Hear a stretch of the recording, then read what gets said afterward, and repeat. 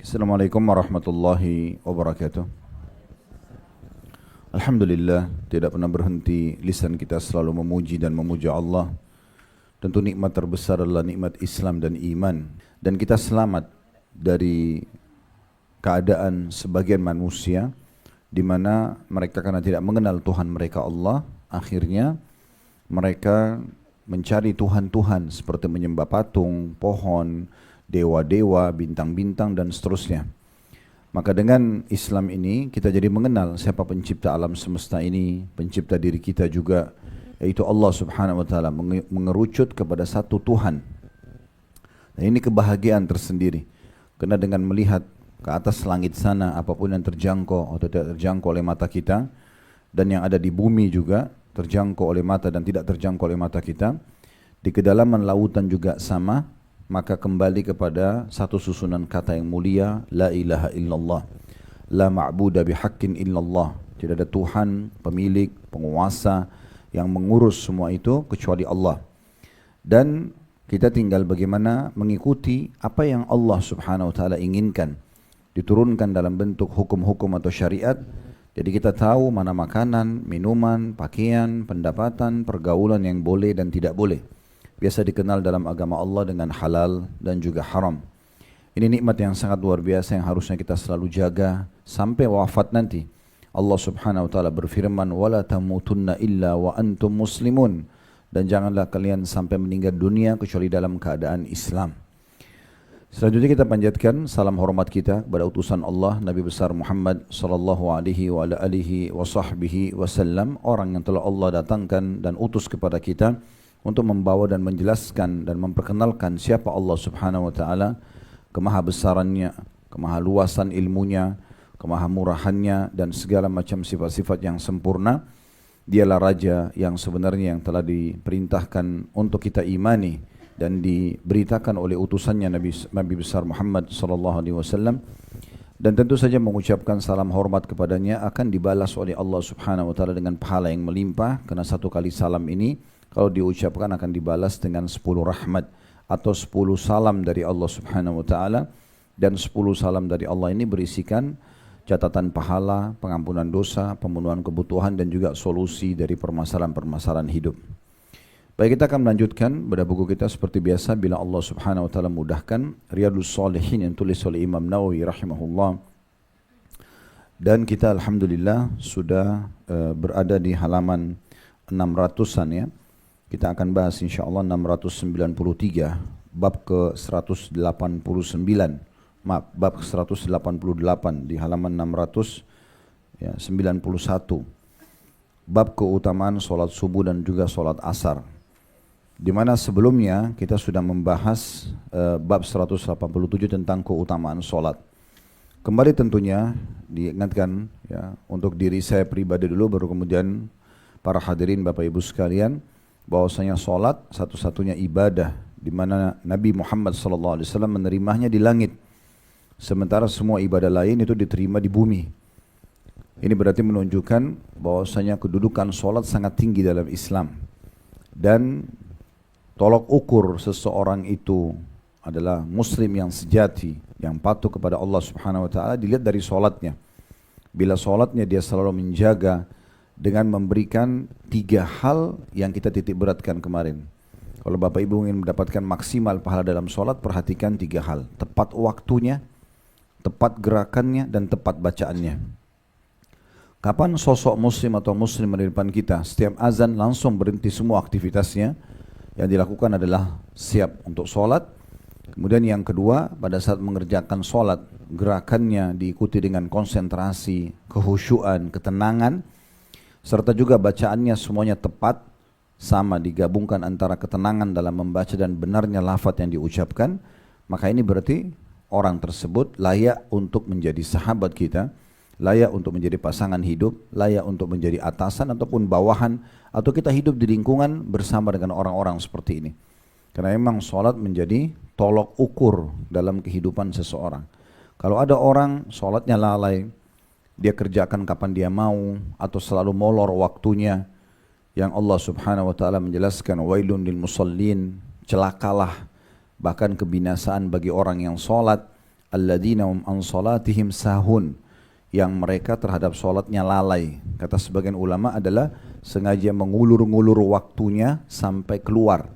Misalnya duhur, kayak sekarang ditunda-tunda, nanti aja. Begitu sudah menjelang azan asar baru sholat.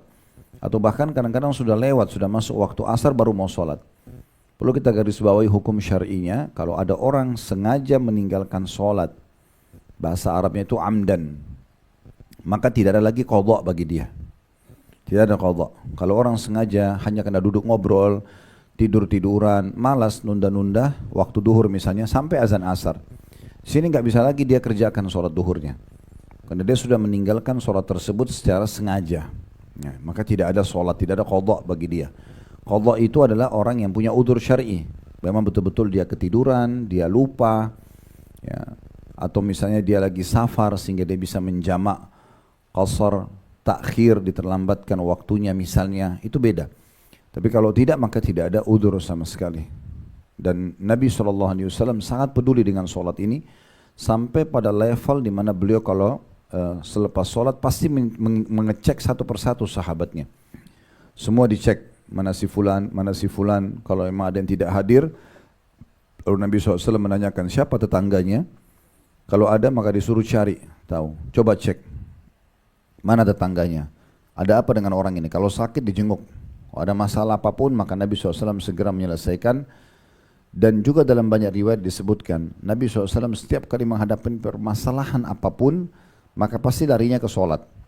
Dalam riwayat-riwayat yang sahih disebutkan kalau terjadi angin, ya, yang kencang atau angin topan kita biasanya, atau terjadi hal-hal yang tidak diharapkan, ya, atau dikhawatirkan terjadi sesuatu yang besar, bencana alam, maka Nabi SAW langsung sholat. Dalam riwayat-riwayat lain bahkan kalau ada hajat apapun Nabi SAW arahnya kepada sholat, ya.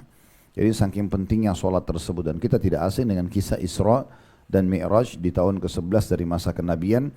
Situlah disyariatkannya sholat, dan harus Nabi SAW melakukan perjalanan dulu Isra malam hari dari Masjidil Haram ke Masjid Aqsa, yang itu jaraknya jauh sekali pada saat itu, ya. Masjid Aqsa maksudnya masjid yang jauh. Kalau nama fisiknya Masjid Elia atau Baitul Maqdis, tapi dinamakan juga Masjid Aqsa karena terlalu jauh jaraknya waktu itu dari Mekah. Tapi Nabi SAW melakukan perjalanan semalam, kita sudah tahu pulang pergi, itu pun ditambah dengan Mi'raj lagi naik ke langit, dengan diperlihatkan kepada Nabi SAW segala macam pemandangan yang spektakuler waktu itu, karena diperlihatkan tentang jenis-jenis siksa kubur, diperlihatkan juga beberapa keadaan orang-orang di neraka, diperlihatkan surga, bertemu dengan ruh para nabi-nabi, dan segala macam kejadian yang luar biasa di masa itu. Intinya sholat ini harus menjadi skala prioritas buat kita. Dan tidak asing lagi hadis Nabi SAW bahwasanya awal amal yang akan dihisab pada hari kiamat adalah sholat seseorang. Kalau sholat itu baik, sempurna, maka beruntunglah dia. Dalam riwayat lain, maka dia akan membantu amal-amal yang lainnya. Dan kalau sholatnya kacau, rusak, maka rugilah dia. Dalam riwayat lain, maka akan mengganggu amal-amal yang lain. Oleh karena itu bab sholat ini bab yang sangat penting. Jangan karena kita sudah sering rutin tiap hari sholat lalu kita berpikir, oh sholat, saya udah tahu kok. Bukan begitu. Justru kalau sering diulangi keutamaan, karena dalam kitab ini umumnya disebutkan tentang keutamaan, sebagaimana yang sudah tahu tentunya dari awal belajar, ya. Kita sekarang sudah akan sampai ke hadis nomor 1054. Artinya sudah 1053 hadis kita bahas secara nomor urut, dan dengan syarah dan penjelasan itu berarti sudah lebih dari itu. Dan ini semua menandakan memang bahwasanya perlu seseorang mengulang-ulangi tentang keutamaan. Jadi kalau ibu dan bapak sekalian sudah merasa kendor secara keimanan, mulai malas sholat misalnya, atau malas puasa, atau malas berzikir, maka yang paling terbaik adalah mencari tahu keutamaan ibadat tersebut. Kembali mereview lagi, baca lagi, ketik di Google saja keutamaan zikir, keutamaan doa misalnya. Kalau mau visual ataupun audio bisa di media tidak asing buat kita seperti YouTube, Instagram, TikTok, Facebook, dan seterusnya. Itu tidak asing tentunya. Dan kita sudah panjang lebar menjelaskan tentang keutamaan sholat di pertemuan yang lalu, ya. Sedikit mereview, dan ini biasa saya lakukan, teman-teman yang ikuti dari awal kajian buku kita ini sudah tahu tentunya. Kita ingatkan sebuah hadis, ya, atau dua buah hadis tepatnya. Hadis yang saya mau ingatkan nomor 1050. Itu yang berbunyi dari Jabir radhiyallahu anhu. Beliau berkata bahwasanya Rasulullah SAW bersabda, "Mathalus salawatil khamsi kamathali nahrin jarin ghamrin ala babi ahadikum yaktasilu minhu kulla yawmin khamsa marrat." Perumpamaan solat 5 waktu adalah bagaikan sungai yang mengalir dengan deras di depan pintu rumah salah seorang di antara kalian, yang dari sungai itu dia mandi setiap hari sebanyak 5 kali. Artinya terus saja dibersihkan dosa-dosanya. Dalam riwayat yang lain, ini pernah kita jelaskan dalam syarahnya, itu disebutkan oleh Al-Mundhiri rahimahullah dalam kitab At-Targhib Tarhib beliau. Hadits yang mirip serupa dengan ini, yang artinya kata Nabi SAW, perumpamaan solat 5 waktu itu seperti seseorang pergi ke tempat kerjanya. Antara dia dengan tempat kerjanya itu ada 5 buah sungai. Pada saat dia pulang dari tempat kerjanya dalam kondisi dia letih, dia berkeringat, ya, kemudian dia mampir mandi di sungai yang pertama. Setelah itu dia keluar, lalu dia mandi di sungai yang kedua. Begitu terus sampai dia tiba di rumahnya. 5 kali mandi di sungai. Apakah masih tersisa kotoran di badannya? Maka tentu saja tidak, ya. Kata Nabi SAW, kata para sahabat, tentu saja tidak. Kata Nabi SAW, begitulah perumpamaan 5 waktu sholat. Karena kita kadang-kadang kayak tadi subuh, habis sholat subuh, menjelang duhur seperti ini mungkin ada aktivitas yang kita lakukan, kita tidak sadari ada perbuatan-perbuatan pelanggaran agama, maka sholat duhur membersihkannya. Nanti kemudian kalau kita aktivitas lagi antara duhur sama asar, kita tidak tahu dosa apa yang mungkin terjadi, mungkin dari pandangan mata di media sosial, mungkin mendengar sesuatu yang haram, mungkin mengucapkan segala macam, maka itu akan dibersihkan dengan sholat asar. Begitu juga dengan asar ke maghrib sama, maghrib akan membersihkan, maghrib ke isya, isya akan membersihkan, isya ke subuh juga akan membersihkan. Dalam sebuah riwayat yang lain kata Nabi SAW, kalau dikumandangkan azan, maka Allah mengutus malaikat yang mengatakan, wahai anak Adam, bangunlah dan bangkitlah memadamkan api yang kamu sudah nyalakan sendiri. Itu berhubungan dengan solat. Maksudnya solat ini akan membuat kita selamat dari siksa api neraka karena ada dosa yang kita lakukan. Begitu terus selama atau setiap waktu sholat yang dikumandangkan. Nah, dari hadis yang kedua yang kita ingin ingatkan kembali adalah hadis yang terakhir kita pelajari, nomor 1053. Saya langkahin ya, 1051, 1052 saya langkahin. Saya masuk 1053 hanya sekedar mereviewkan saja kembali. Dari Uthman bin Affan radhiyallahu anhu, beliau berkata bahwasanya saya mendengarkan Rasulullah sallallahu alaihi wasallam bersabda, "Ma min imri'in muslimin tahduruhu salatun maktubah fayuhsinu wudu'aha wa khusyu'aha wa ruku'aha illa kanat kafaratan atau kafaratun lima qablaha min adh-dhunub ma lam tu'ta kabira wa dhalika ad-dahra kullah." Tidak ada seorang muslim pun yang mendapatkan salat fardu lalu dia membaguskan wudu, khusyuk dan rukuknya, melainkan hal itu menjadi penebus bagi dosa-dosa sebelumnya selama dosa besar tidak dilanggar, dan peleburan dosa itu berlaku sepanjang masa. Jadi intinya sebenarnya sholat itu selain perintah agama yang akan dicatatkan pahala melimpah, menyelamatkan kita di akhirat nanti, juga menjadi tolok ukur orang itu baik atau tidak di dunia, serta di akhirat nanti tentu kita akan selamat dari siksa yang bisa disebabkan karena dosa-dosa, karena sholat membersihkan dosa-dosa tersebut. Baik, kita kerucutkan dari 5 waktu sholat ini, ada 2 sholat yang lebih utama dari sholat-sholat yang lainnya. Itu adalah sholat subuh dan sholat asar. 2 sholat ini, sholat yang lebih afdal dibandingkan sholat yang lainnya. Ya, nanti setelah duhur, subuh dan asar ini, ada sholat isya, yang kedua, baru kemudian datang sholat duhur dan maghrib. Ya. Jadi yang paling tinggi derajatnya di sisi Allah SWT adalah subuh dan asar. Nah, ini sebabnya kenapa Imam Nawawi membabkan bab khusus di sini. Bab nomor 188, bab keutamaan sholat subuh dan sholat asar. Beranjak daripada hadis yang pertama, nomor 1054 dari awal kita belajar berbunyi, dari Abu Musa radhiyallahu anhu bahwa Rasulullah sallallahu alaihi wasallam bersabda, "Man shallal burdaini dakhalal jannah." Barang siapa yang melaksanakan sholat subuh dan asar, maka dia pasti masuk surga. Diriwayatkan oleh Bukhari dan juga Muslim. Kemudian dalam riwayat yang selanjutnya saya bacakan langsung, ya, karena ini semakna kurang lebih, ya, yaitu hadits nomor 1055 dari Abu Zubair Umar bin Ru'aibah radhiyallahu anhu, beliau berkata, saya mendengar Rasulullah SAW bersabda, la yalijan nara ahadun shalla qabla tulu'i syamsi wa qabla ghurubiha. Tidak akan masuk neraka orang yang sholat sebelum terbit matahari dan sebelum terbenamnya. Maksudnya sholat subuh dan juga sholat asar, diriwayatkan oleh Imam Muslim. Baik, dua buah hadis ini memberikan pelajaran pada kita. Yang pertama, Bapak Ibu sekalian, seperti biasa kita akan mengorek mutiara ilmunya. Yang pertama, adanya keutamaan kedua sholat ini. Sholat asar, sholat subuh dan sholat asar. Dan diantara hikmahnya, kata para ulama, karena dua sholat ini adalah sholat yang paling berat dilakukan oleh orang-orang munafik. Karena subuh itu mereka masih asyik tidur. Ya. Dan ini tentu butuh keimanan untuk membuat orang mau bangun di saat itu. Ya. Subuh jam 4, 5.30, jam 5 subuh ini masih berat, masih gelap. Biasanya bagi orang-orang munafik ya.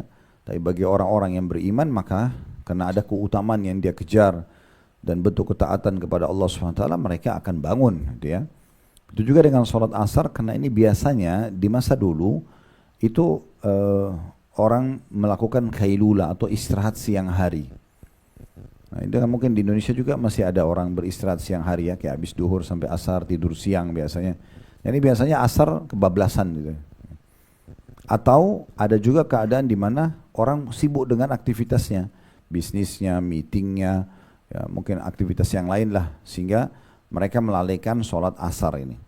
Itu terlewatkan bagi mereka. Nah ini diantara sebab kenapa dijadikan sholat ini adalah sholat yang sangat mulia. Karena memang ujiannya berat. Datang setelahnya sholat isya juga sama.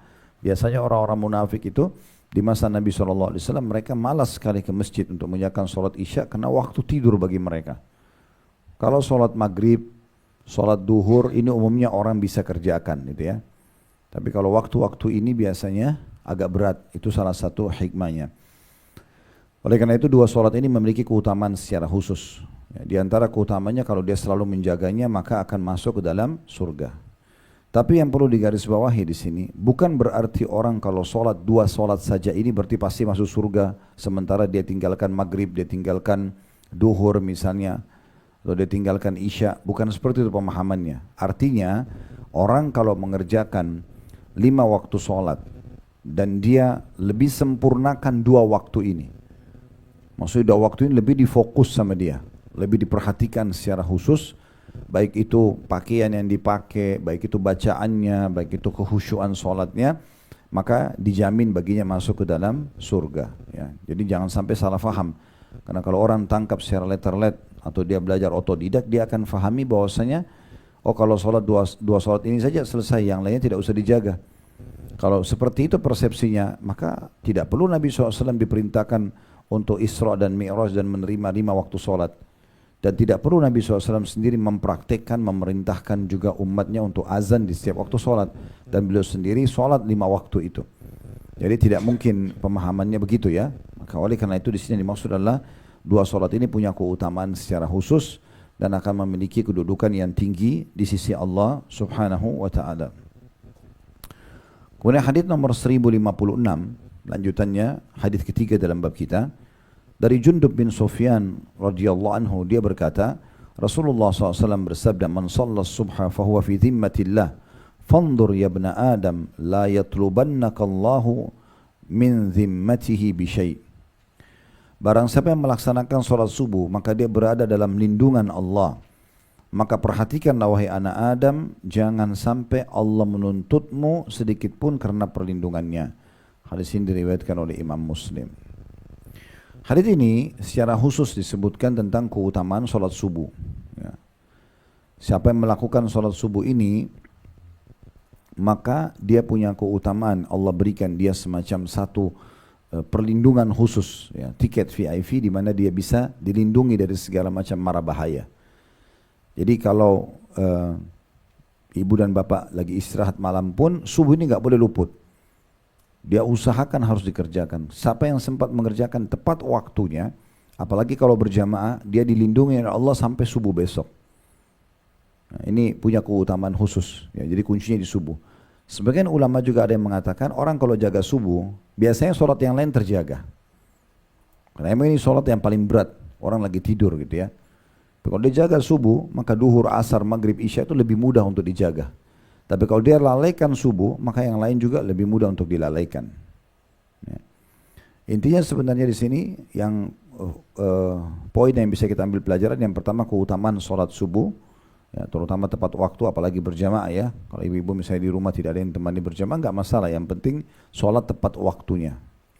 Kemudian yang kedua, ya di sini adanya perlindungan dari Allah Subhanahu Wa Taala yang Allah berikan dari segala macam mara bahaya, segala macam mara bahaya. Artinya kita seperti diberikan jaminan. Bayangkan Bapak Ibu sekalian, kalau kita berteman, kita tidak usah langsung, tidak usah sama manusia-manusia yang kelasnya biasa. Kita bicara presiden misalnya. Kalau presiden memberikan jaminan kepada kita, saya jamin kamu akan aman, ya misalnya hari ini sampai besok, tidak akan ada yang bisa mengganggu kamu. Saya yakin kita sangat tenang dan nyaman karena dapat jaminan tersebut misalnya. Nah ini Allah Subhanahu Wa Taala menjamin. Artinya dari segala macam mara bahaya, gangguan syaitan, hewan-hewan buas, gangguan manusia yang mau berbuat jahat sama kita, semuanya kita akan terjaga kalau menjaga sholat subuhnya. Ya, bagi orang yang belum terbiasa, maka harus membiasakan dengan mulai niat ingin bangun sholat subuh, dan kemudian juga dibantu dengan alarm misalnya di mana dia bisa bangun, dan usahakan beberapa waktu sebelum azan subuh supaya kita tidak luput dari awal waktunya. Ya. Ini hadis nomor 1056.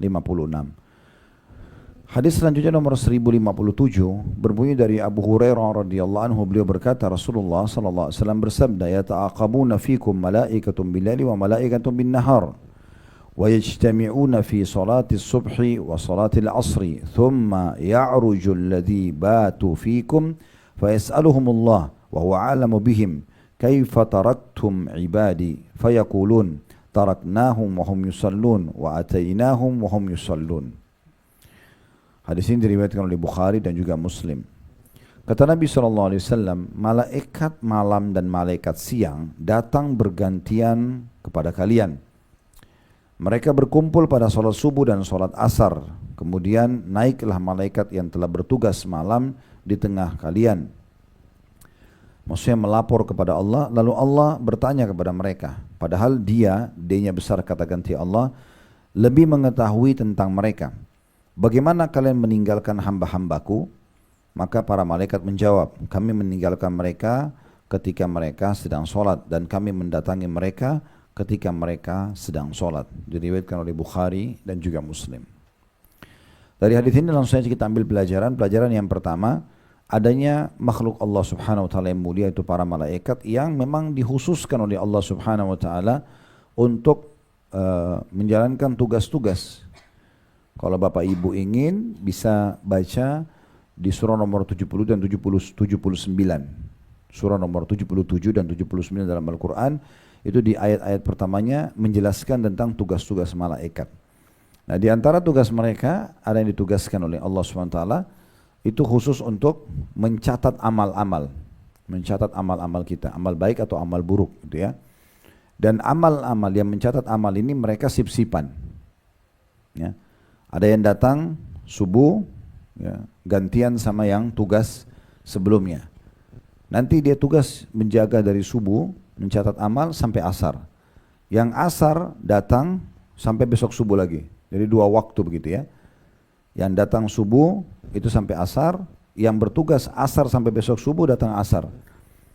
Ini mereka tugasnya begitu. Semua catatan-catatan apapun dari kebaikan-kebaikan yang kita kerjakan dan keburukan dicatat oleh malaikat-malaikat ini. Makanya dikatakan ya ta'aqab. Ya ta'aqab ini maksudnya mereka silih berganti dan selalu ketat menjaga. Mereka betul-betul mengawasin manusia tersebut. Tentu ada juga fungsi malaikat yang lain ya. Mereka menjaga manusia dari mara bahaya misalnya ya. Ada tugas-tugas, ada yang mengurus lautan, yang mengurus pergantian musim, populasi manusia, hewan, tumbuh-tumbuhan, yang mengurus daratan dan lautan, semua itu ada tugas-tugas para malaikat ya. Oleh karena itu kita perlu faham baik-baik Bapak Ibu sekalian, kalau di muka bumi ini semuanya aman, dijaga oleh para malaikat gitu ya. Kecuali yang Allah Subhanahu Wa Taala takdirkan ada ujian datang. Oleh karena itu orang-orang Mekah dulu, mereka yang belum mengenal Islam, mereka seringkali dalam surah Jin diceritakan begitu. Mereka kalau keluar melakukan perjalanan, mau perniagaan kah atau safar kemana saja, sering kali mereka lakukan kalau mereka mampir di sebuah lembah, maka pimpinan kafilah datang kepada seluruh peserta kafilah itu, kalau kafilah kayak kita sekarang grup itu ya, mengatakan coba apa yang kalian mau nyumbang untuk penjaga lembah. Maka orang pun pada nyumbang semua, ada yang kurma, ada yang keju, ada yang madu, ada yang segala macam, apa saja bekal mereka, mereka sumbang. Lalu pemimpin kafilah tersebut datang ke tengah-tengah lembah, lalu berkata, wahai penjaga lembah, wahai yang berkuasa di lembah ini, ini setengah bekal kami, ambillah dan jangan ganggu kami. Sebenarnya lembah itu tidak ada apa-apa, sama sekali. Semua tempat di muka bumi ini aman. Bapak Ibu mau jalan di lembah padang pasir, mau jalan di lereng gunung, mau naik ke atas gunung, semuanya aman. Ya, asalnya begitu. Tapi banyak manusia yang menyalahgunakan itu. Mereka sendiri yang memunculkan rasa khawatir mereka. Yang mereka maksud dengan penjaga lembah adalah para jin. Padahal sebenarnya jin-jin ini tidak menjadi penjaga lembah. Ya. Tidak ada istilahnya jin itu menjadi penjaga sebuah tempat. Ini semua dijaga oleh dan dirawat oleh para malaikat. Maka Allah SWT menggambarkan jin-jin yang ada di sekitar lembah itu, begitu melihat manusia melakukan tadi, maka mereka menunggangi keadaan itu. Allah mengatakan fazaduhum rahaqa, maka jin-jin itu makin mengerjai mereka. Ya, sebenarnya tidak ada apa-apa. Makanya orang yang bersemedi, ya minta-minta sesuatu pada penjaga lembah lah, penjaga laut lah, segala macam, itu semua kedustaan. Itu harus kita tepis pemahaman seperti itu ya. Atau menganggap di rumah saya ini ada penjaganya. Selalu begitu. Ucapan ini sudah cukup ditangkap oleh syaitan di sekitar kita untuk mengerjain kita. Ini sudah pernah kita sampaikan itu ya. Sama dengan saya pernah ingatkan dan saya sampaikan dan saya ingatkan kembali. Jadi namanya ruh gentayangan gitu ya. Yang biasa kita bilang di Indonesia itu ada ruh gentayangan. Kalau ada rumah, di situ ada orang bunuh diri, biasanya orang tidak mau beli rumahnya. Takut gitu kan. Saya pernah lewat di daerah Pondok Indah itu ada rumah tua banget. Terus orang-orang situ cerita sama saya yang lagi satu mobil. Ini Ustaz rumahnya nggak ada yang mau beli karena dulu pernah ada orang Jepang atau siapa gitu tinggal di sana terus dibunuh sekeluarga. Katanya takut ada ruh gentayangan. Saya bilang kalau dijual murah saya mau beli itu. Apa yang mesti dikhawatirkan? Tidak ada sama sekali. Orang yang meninggal dunia masuk ke dalam kuburan selesai, clear, ya, nggak akan pernah keluar selamanya. Berapa banyak orang di muka bumi ini penjahat, ya, preman, membunuh orang, nggak diganggu. Dan kalau memang betul orang yang meninggal itu bisa gentayangan keluar, berarti umum semuanya, bukan cuma orang yang dibunuh. Orang baik pun bisa gentayangan. Harusnya kita bisa ketemu sama ruh orang tua kita, ketemu sama ruh para nabi-nabi. Kenapa kita nggak ketemu? Kan gitu. Jadi jangan sampai kita terbawa dengan persepsi atau pemahaman seperti ini, akhirnya membuat ini seperti menjadi satu pemahaman gitu ya. Sehingga takut kalau turun datang satu rumah baru harus tanam gigi hewan lah, tanduk hewan lah, apalah segala macam itu ya. Itu hampir merata itu ya. Ada sebagian tukang yang pernah kami pakai jasanya, dan dia dulunya ngaku, dia bilang sama saya, alhamdulillah sekarang sudah ikut kajian gitu ya. Dia bilang saya ini dulu dukunnya kampung saya Ustaz. Jadi saya itu hampir semua orang di kampung itu kalau mau bangun rumah baru pasti saya dipanggil. Kemudian taruhlah raja-raja atau apa di atap rumah atau ditanam di depan rumah supaya tidak diganggu gitu. Padahal sebenarnya itu tidak ada semuanya. Alhamdulillah setelah dia ikut kajian, dia sadar, dia tobat, dia tinggalkan semua itu. Ya. Tapi ini contoh-contohnya, makanya semua tidak ada teman-teman sekalian ya, tidak ada semua. Jadi semua ini dijaga oleh para malaikat. Nah kita kembali kepada kisah orang Quraisy tadi, akhirnya syaitan pun makin mengerjai mereka. Keluarlah suara, keluarlah ini, keluarlah itu, padahal sebenarnya tidak ada sebelumnya, yang tidak ada sebelumnya. Nah ini pemahaman yang perlu digarisbawahi. Dan tentu malaikat-malaikat ini sangat mulia, mereka jauh lebih kuat daripada jin-jin tersebut ya. Dan syaitan-syaitan ini, jin-jin ini sangat lemah. Makanya Allah mengatakan inna kada syaitani kana dha'ifa. Semua tipu daya dan gangguan syaitan sangat lemah. Kalau syaitan kuat, saya mau tanya ibu-ibu dan bapak sekalian, apakah Anda bisa ikut di pengajian sekarang? Misal, kan sering ada orang bilang syaitan itu besar, kuat. Ini syaitannya kuat banget nih misalnya, contoh.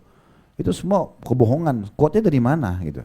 Kok dia kuat pasti dia akan menahan kita. Kita nggak bisa sholat, kita nggak bisa tutup aurat, kita nggak bisa melakukan aktivitas lah. Ya, tapi mereka itu sangat lemah. Mereka hanya bisa membisikkan dan menggoda kita saja. Kapan kita kuatkan keyakinan dalam hati, kita berdoa kepada Allah, kita bertawakal kepada Allah, maka sudah cukup. Waktu iblis berkata dalam sebuah riwayat yang sahih, Ya Allah, sungguhnya aku akan terus menyesatkan anak Adam ini selama ruh mereka di dalam jasad mereka. Maka kata Allah Subhanahu wa taala, dan aku terus akan mengampuni mereka selama mereka beristighfar kepadaku. Maka Ibnu Qayyim mengatakan, iblis berkata, sungguh aku membinasakan anak Adam dengan hawa nafsu dan pelanggaran-pelanggaran agama, tapi dia membinasakan aku balik dengan istighfarnya ya kepada Allah Subhanahu wa taala. Jadi Allah Subhanahu wa taala akan selamatkan, gitu kan? Sebesar apapun upaya dan tipu daya mereka lakukan, itu bisa ditepis dengan sangat mudah sebenarnya. Jadi jangan dibesar-besarkan syaitan itu seakan-akan sudah kemana-mana gitu ya, sudah sangat menguasai apa saja. Ini akan membuat dia memang membelenggu kita karena kita sendiri membesar-besarkannya. Pernah ada seorang wanita menunggangi unta di masa Nabi SAW, lalu kaki untanya keseleo. Lalu dia mengatakan, ya, semoga Allah melaknat syaitan atau bahasa-bahasa yang mirip seperti itulah. Maka kata Nabi SAW, jangan kau ucapkan itu. Jadi maksudnya dia ini seakan-akan marah sama syaitan, karena syaitan yang membuat kaki untanya dia keseleo, sampai dia hampir jatuh gitu ya. Maka kata Nabi SAW, jangan kau ucapkan itu. Tapi bacalah bismillah. Karena kalau kau ucapkan tadi, semoga Allah melaknat syaitan misalnya, maka syaitan itu makin membesar, bahkan sampai seperti gunung. Ya. Karena dia merasa dirinya yang telah mencelakakan anak Adam. Tapi ucapkanlah bismillah, dengan kau ucapkan bismillah maka syaitan itu akan menjadi kecil, bahkan seperti seekor lalat. Jadi tidak ada kekuatan mereka. Dan Syekh Utsaimin rahimahullah mengatakan kita bukan diperintahkan dalam agama untuk menghina-hina syaitan, tapi kita diperintahkan untuk berlindung darinya. Sudah baca a'udzubillahi minasyaitonirrajim, selesai, gitu ya. Masih ada gangguan 2 kali, 3 kali, lama-lama akan hilang dengan sendirinya. Jadi ada makhluk Allah yang menjaga kita, para malaikat, mereka sangat kuat, mereka sangat luar biasa menjalankan tugas-tugas mereka. Di antaranya mereka juga mengawasi ibadah-ibadah yang kita lakukan. Nah, sip-sipannya kalau ibadah itu tadi, kalau pagi, subuh, malaikat yang bertugas dari malam, dari asar kemarin, itu diganti oleh malaikat yang akan bertugas subuh itu sampai asar nanti. Asar nanti datang lagi malaikat yang tadinya bertugas, itu untuk sampai besok pagi. Mereka terus gitu. Jadi yang hari ini mungkin dapat pagi sampai sore, nanti dia akan dapat hari yang lainnya itu sore sampai pagi, begitu seterusnya. Mereka selalu sering berganti. Pelajaran kedua, kedudukan sholat subuh dan sholat asar, di mana waktu inilah yang Allah pilih sebagai waktu berkumpulnya dan berpisahnya malaikat pengawas manusia. Jadi yang tugas subuh sampai asar. Nah begitu asar mereka mau melaporkan perbuatan-perbuatannya anak Adam ini, ya, baik atau buruknya kepada Allah, diganti oleh malaikat yang menggantikan sore hari. Nanti sore hari ini juga akan bertugas sampai besok pagi, begitu seterusnya, ya. Dan ini waktu tentunya Allah pilih berarti menunjukkan waktu yang sangat mulia. Dan kalau kita mau ngambil hikmah, di antara hikmahnya, maka ini sudah mewakili ya, pagi sampai sore itu umumnya aktivitas, ya. Sore sampai pagi lagi, ini umumnya aktivitas, jadi sudah berkumpul. Semua aktivitas kita berkumpul, jadi seakan-akan memang 24 jam ya, kita diawasin oleh Allah SWT dengan ditugaskannya para malaikat tersebut. Pelajaran ketiga, adanya sifat Allah Subhanahu wa taala berbicara dan kita imani apa adanya. Kalau disebutkan bahwasanya Allah berbicara, di sini Allah bicara dengan para malaikatnya. Kata Nabi SAW, Allah pun bertanya kepada para malaikat dan sebenarnya Allah sudah tahu, tapi Allah bertanya kepada para malaikat, apa yang sedang dikerjakan oleh hamba-hambaku ya pada saat kalian datang dan tinggalkan. Ya, maka para malaikat yang kebetulan subuh, karena dia mau sip-sipan ganti sama yang datang tugas subuh sampai sore, maka dia lihat hamba itu lagi sholat subuh. Yang datang ini juga sama, dia kan lagi sholat subuh. Maka yang datang sama yang pergi ini sama-sama menyaksikan mereka sedang sholat. Begitu juga nanti asar, yang sip dari pagi sampai sore, sore dia pas lagi sholat asar dia gantian sama malaikat yang datang untuk tugas. Ini pada saat tinggalkan lagi sholat, ini juga pada saat datang lagi sholat. Nah itu karena dikatakan di situ mereka bergantian dalam mengawasin hal tersebut. Tapi yang penting di sini Allah Subhanahu wa taala berbicara. Dan Allah Subhanahu wa taala juga berfirman tentang Nabi Musa alaihissalam, wa kallamallahu Musa taklima, dan Allah mengajak bicara Musa secara langsung, ya. Dan ini berarti menandakan Allah SWT memiliki sifat-sifat yang mulia yang tidak boleh kita samakan dengan makhluk. Walaupun misalnya masalah melihat, masalah berbicara, kan manusia juga melakukannya, gitu kan. Tetapi Allah mengatakan, laisa kamitsli syai'un wa huwas samiul basir. Allah tidak ada menyerupainya dan Dia Maha mendengar juga Maha melihat, ya. Kalau ada manusia yang coba mengalihkan ini, maka seakan-akan dia menolak apa yang Allah SWT bahasakan atau sampaikan kepada kita. Dan kadang-kadang yang membuat mereka menolak sifat bicaranya Allah atau sifat turunnya Allah SWT di sepertiga malam. Kalau tinggal sepertiga malam Allah turun ke langit bumi, gitu kan. Kemudian juga hari Arafah Allah Azza wa Jal datang kemudian membanggakan para jemaah haji di Arafah, dan banyak hadis-hadis yang serupa dengan ini tentunya, ya. Itu semua, ya, orang yang menolak ini biasanya karena dia menyamakan, membayangkan seperti manusia. Hanya dia bilang, nggak mungkin, nanti akan sama dong Allah sama manusia. Ini keliru karena dia sendiri yang menanamkan itu dalam diri dia. Kalau dia tidak berkeyakinan bahwasanya itu sama dengan Allah, maka tidak ada masalah. Karena sulit sekali untuk menolak dan mengalihkan makna-makna seperti ini seakan-akan bukan kok, bukan Allah berbicara ini, ya, bukan Allah bicara sama malaikatnya, lalu dialihkanlah dengan makna-makna yang lain. Padahal sudah jelas lafadznya Allah bertanya kepada para malaikat, dan lalu disebutkan lagi apa yang Allah tanyakan. Ya, Allah mengatakan, bagaimana kalian menemukan hamba-hambaku.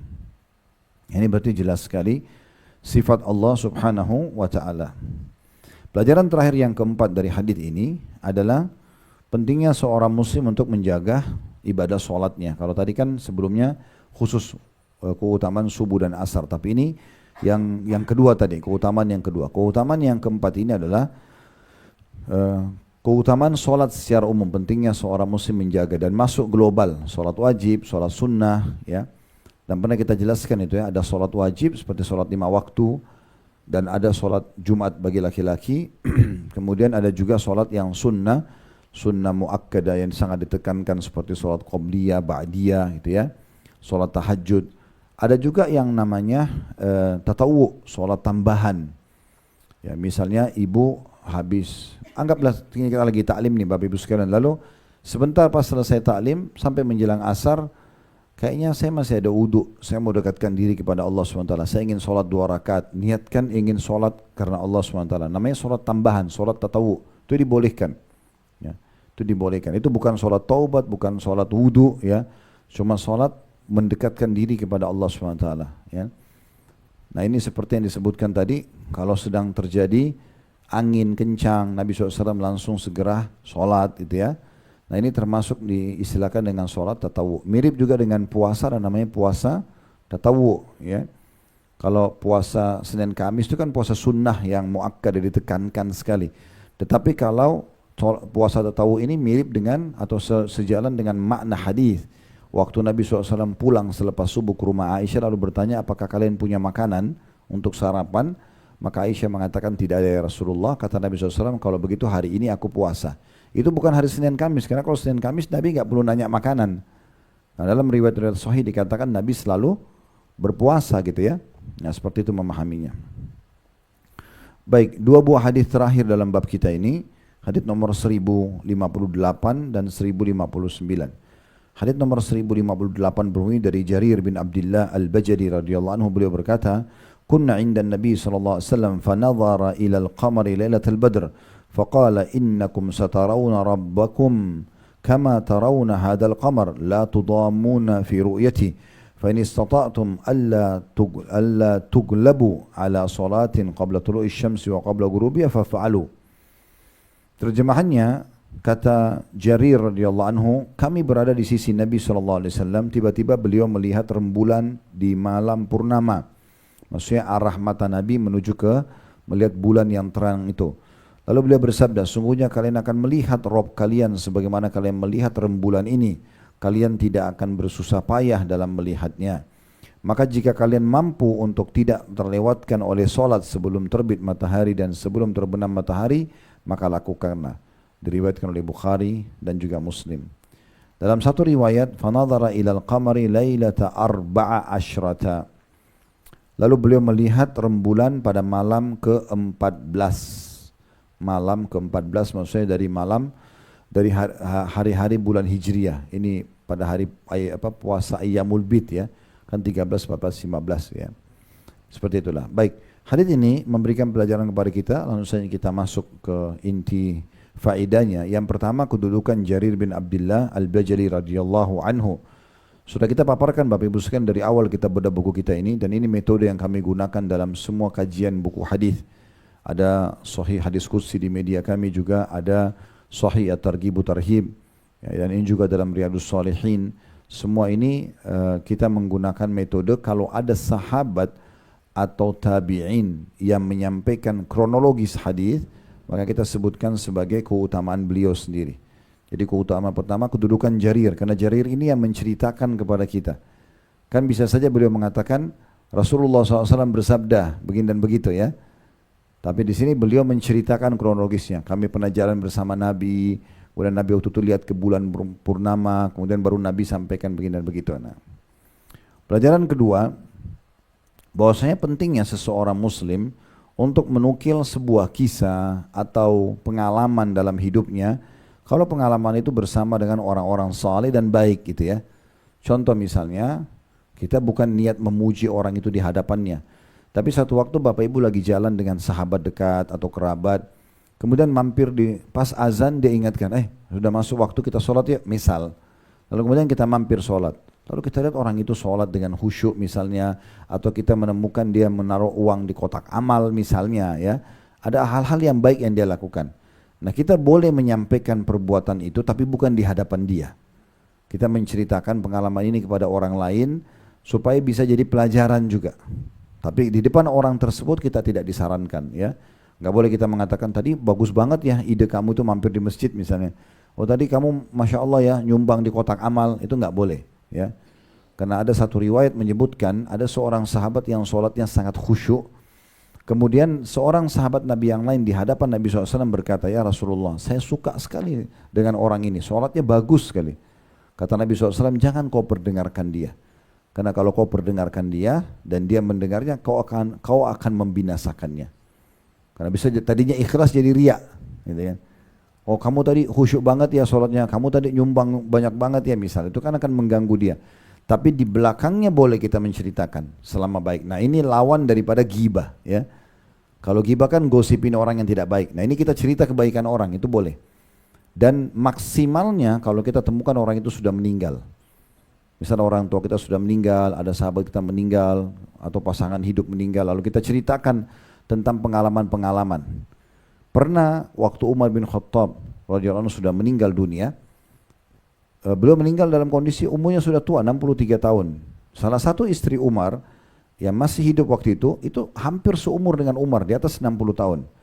Waktu meninggal Umar dan selesai masa iddahnya, perempuan itu dinikahi oleh laki-laki. Ada satu laki-laki yang hidup di masa itu menikahi mantan istrinya atau istrinya Umar bin Khattab gitu kan. Dan perempuan itu menerima lamarannya, menikahlah. Lalu orang-orang pada tanya, kenapa kau nikahi wanita tua ini? 60 tahun lebih umurnya gitu. Lalu dia mengatakan, demi Allah saya nikahi dia hanya untuk mengetahui rahasia sholat malamnya Umar. Jadi supaya mau tahu Umar itu buat apa aja sih di rumah, biar dia yang bongkar buat saya gitu. Karena itu saya nikahi dia. Jadi begitu orang mau mengejar ya kebaikan-kebaikan orang lain, sampai seperti itu ya. Jadi kita boleh menceritakan apapun kebaikan-kebaikan. Nah, kalau dari hadis ini kita lihat bagaimana Jarir radhiyallahu anhu menceritakan tentang pengalamannya dengan Nabi SAW. Saya pernah jalan dengan Nabi, kemudian Nabi pun melihat ke bulan, kemudian Nabi menyampaikan ini dan itu misalnya. Nah seperti itulah. Pelajaran ketiga yang bisa kita ambil adalah bahwasanya kita semua akan melihat zatnya Allah Subhanahu Wa Taala yang mulia. Ya, semua orang-orang beriman akan melihat. Alasan kenapa Allah Subhanahu Wa Taala belum memperlihatkan zatnya di dunia itu dengan hikmah dan kemahaluasan ilmunya.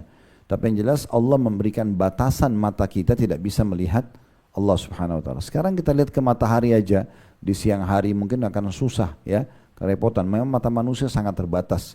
Oleh karena itu kita juga tidak bisa melihat jin, tidak bisa melihat malaikat karena ada batasan mata kita gitu. Itu alasannya Allah berikan batasan kalau di dunia. Di akhirat karena memang Allah Subhanahu Wa Taala menjadikan melihat Allah Subhanahu Wa Taala nikmat terbesar di surga. Ini sudah pernah kita jelaskan hadisnya. Saya kembali ingatkan dua buah riwayat. Kata Nabi SAW, nanti kalau ahli surga sudah masuk ke dalam surga semuanya, termasuk yang lewat neraka dulu. Karena ada orang-orang yang dikenal dengan istilah usatul mu'minin. Orang-orang mukmin yang banyak dosanya, ditimbangkan amal nanti, dosanya lebih berat daripada amal solehnya. Dia masuk neraka dulu, kemudian nanti setelah bersih akan masuk ke dalam surga. Nah kata Nabi SAW, kalau semua orang-orang beriman sudah masuk ke dalam surga, termasuk yang masuk neraka dulu. Jadi di neraka nanti tinggal orang-orang munafik, orang musyrik, ya, orang-orang kafir yang abadi. Wa na'udzubillah. Nah ini orang muslim semua sudah masuk surga. Mereka sudah di istana mereka semua, maka Allah Azza wa Jalla akan berfirman dan berkata kepada mereka, apakah kalian sudah puas dengan apa yang aku berikan? Di sini Allah belum memperlihatkan zatnya. Maka mereka serentak semua mengatakan ahli surga, dan semoga kita termasuk insya Allah. Nanti kita semua akan mengatakan, surga akan mengatakan, ya Allah, nikmat apa lagi yang kami harapkan? Masa kami nggak puas gitu ya? Setelah engkau masukkan kami ke dalam surga ini dengan istananya, dengan dayang-dayangnya, dengan segala macam fasilitasnya, dan kami selamat dari neraka. Karena nanti kalau kita mau masuk surga Bapak Ibu sekalian, kita pasti lewatin neraka. Walaupun tidak masuk di dalam, lewat di atasnya. Sudah tahu hadis tentang sirat kan? Jalan yang dibentangkan di atas neraka. Itu akan dilewatin, kalau orang-orang kafir, orang munafik, orang musyrik, mereka lewat jatuh. Kalau orang-orang muslim dia akan lewat. Kan ada orang yang kata Nabi SAW, golongan pertama lewat di atas sirat, di atas neraka itu, seperti cepatnya kilat, ada seperti bulan purnama, ada seperti burung yang terbang, ada seperti kuda yang berpicu dengan cepat, ada seperti orang yang berlari, ada seperti orang yang berjalan terus merangkak, yang kemudian dia kehabisan amal yang mendorongnya untuk melewati sirat. Ini dilewati di atas neraka, sehingga semua orang ahli surga nanti sudah pernah lihat neraka. Tujuannya agar mereka tahu, oh ini dahsyatnya ya, saya diselamatkan dari siksa ini gitu ya. Seperti itu, maka mereka terus bersyukur pada saat masuk ke dalam surga. Ibnu Qayyim rahimahullah menyebutkan, juga di istana setiap orang mukmin di surga nanti ada satu pintu, yang pintu itu kalau dia buka dia bisa lihat ke neraka dari istananya, sehingga dia melihat bagaimana dahsyatnya siksaan sana dan dia terus bersyukur terhadap nikmat yang Allah berikan. Intinya kita kembali ke hadis tadi, kata Nabi SAW, maka mereka mengatakan, ya Allah, kenapa kami enggak puas? Setelah engkau masukkan kami dalam surga, selamatkan kami dari api neraka. Maka riwayat pertama, Allah mengatakan, hari ini aku ridho kepada kalian dan tidak akan murkah lagi selamanya. Maka di situ membuat ahli surga sangat gembira. Artinya mereka boleh berbuat apa saja dan Allah tidak akan lagi menghukum mereka.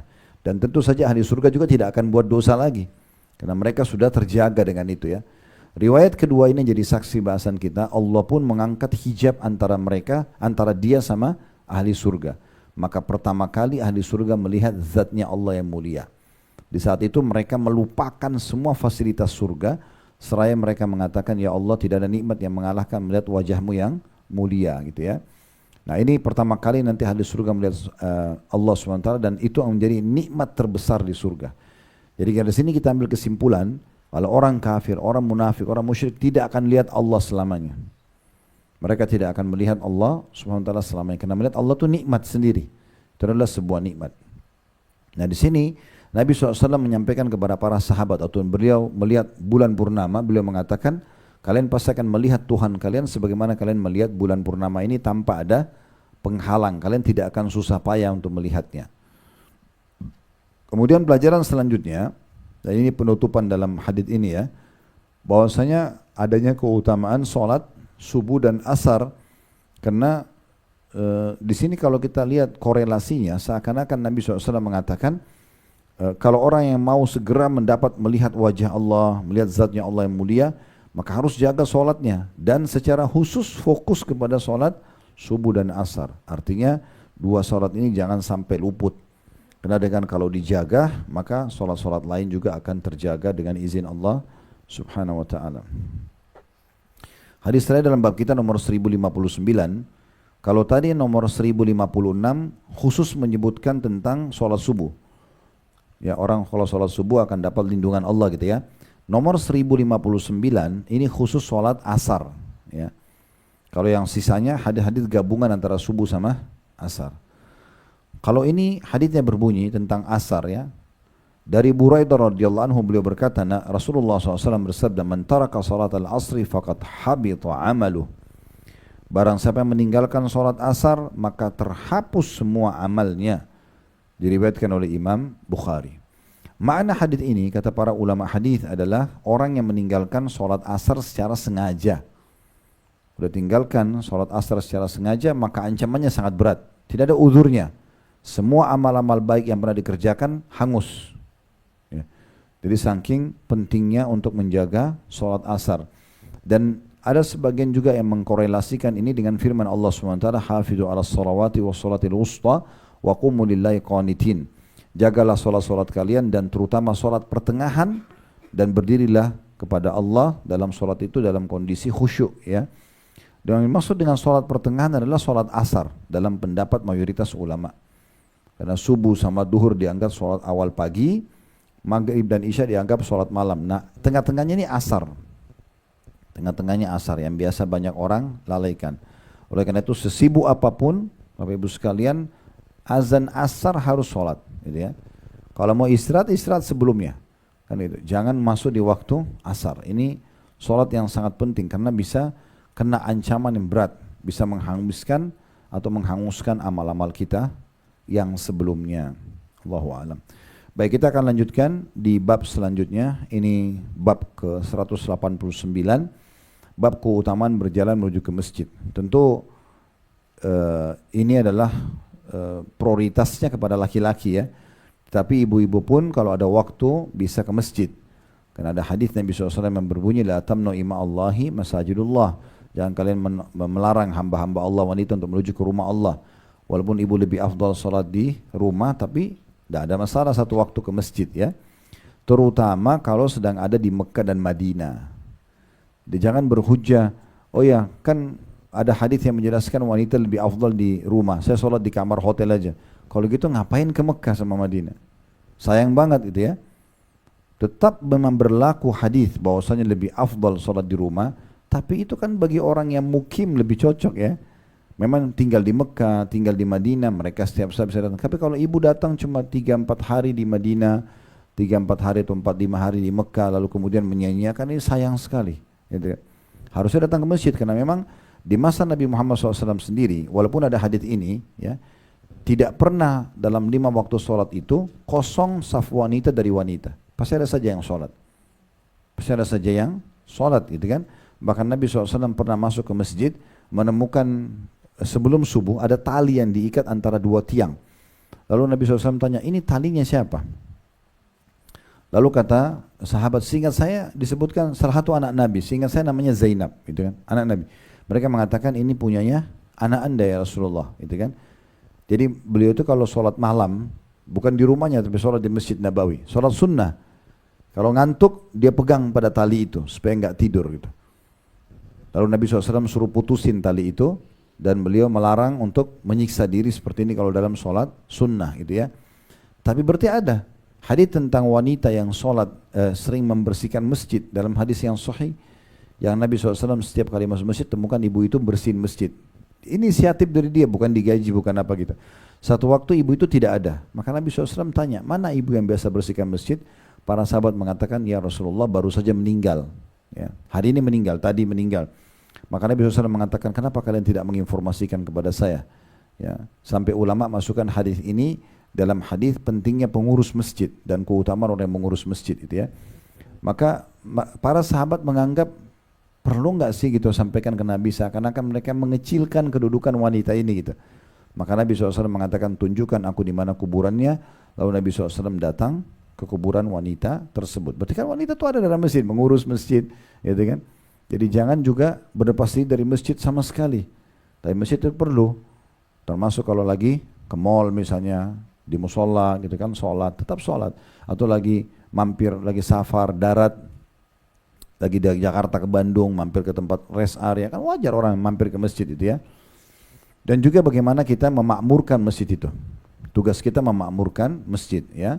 Ini saya pernah sampaikan dan saya ingatkan kembali.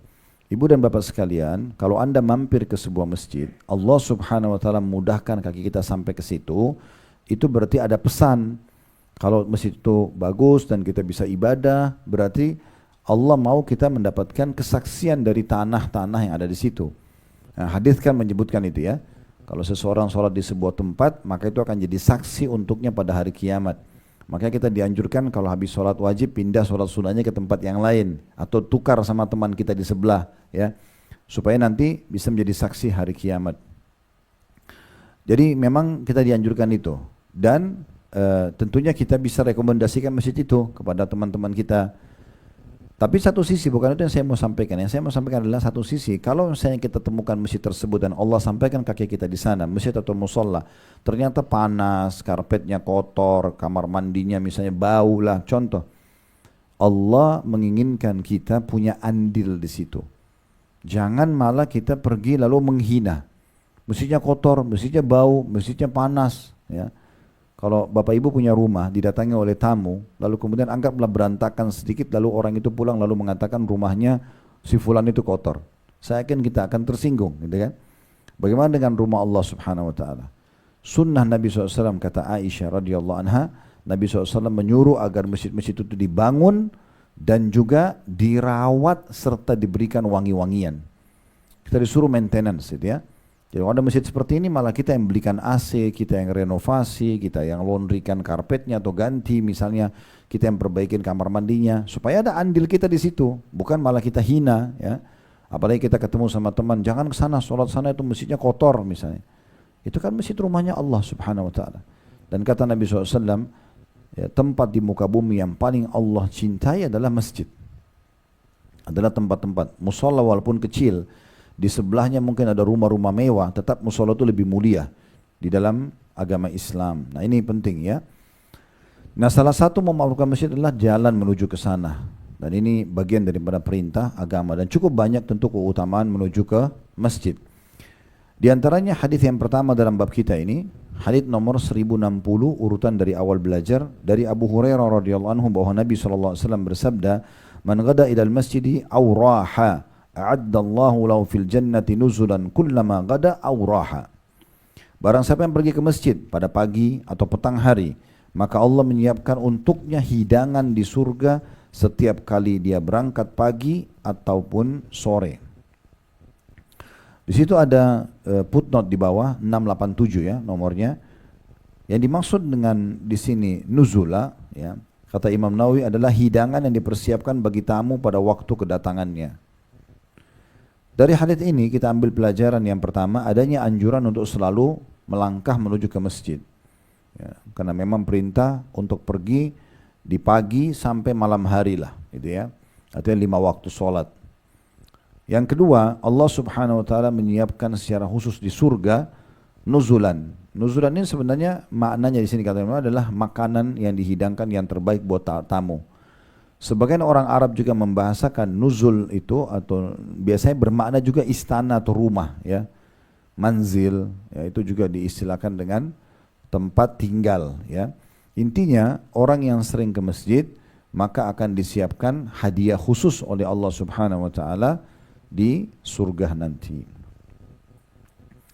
Hadits nomor 1061 dari Abu Hurairah radhiyallahu anhu bahwa Nabi sallallahu alaihi wasallam bersabda, "Man tatahhara fi baiti thumma madha ila baitin min buyutillah liyaqdiya faridatan min faraidillah kanat khutuwatuhu ihdaha tahuttu khati'atan wal ukhra tarfa'u darajah."